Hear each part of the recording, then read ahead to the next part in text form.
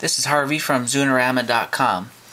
I have here my Zune 120 gig player, and I'm going to go ahead and just compare that player with the 80 gig player, which is on the left, that Zune released in November 2007.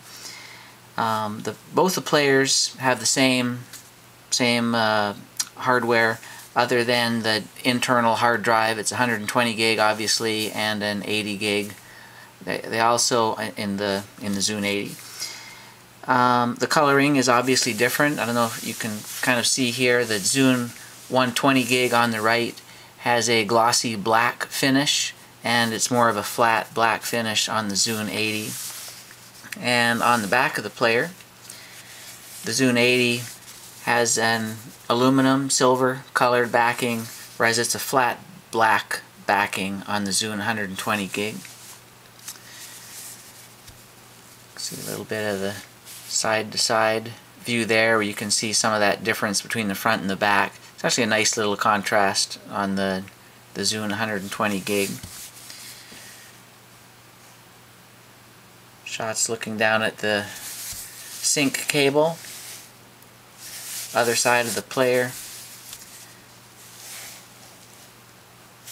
and same kind of icon, same kind of setup for the headphone cable and for the hold switch on both of the players.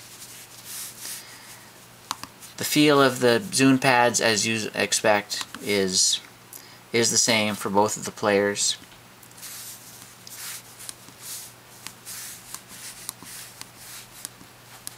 Buttons feel the same. There was some question about whether the buttons were raised the same amount, but it looks to me like these buttons are identical from the 80 to the 120 gig.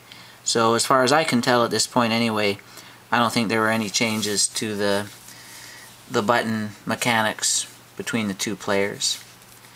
The feel of the surface is a little different with the glossy finish. It's a little bit of a stickier feel than what's on the Zune 80 gig. Touchpad obviously has the same kind of surface to it, so I don't feel any difference between those. And you can also see one other subtle difference here. They did get rid of the silver bezel that is around the touchpad and replace that with a black bezel. So a nice look on both players. Zune 80 gig on the left, Zune 120 gig just released this week from Microsoft. This is Harvey from Zunerama.com.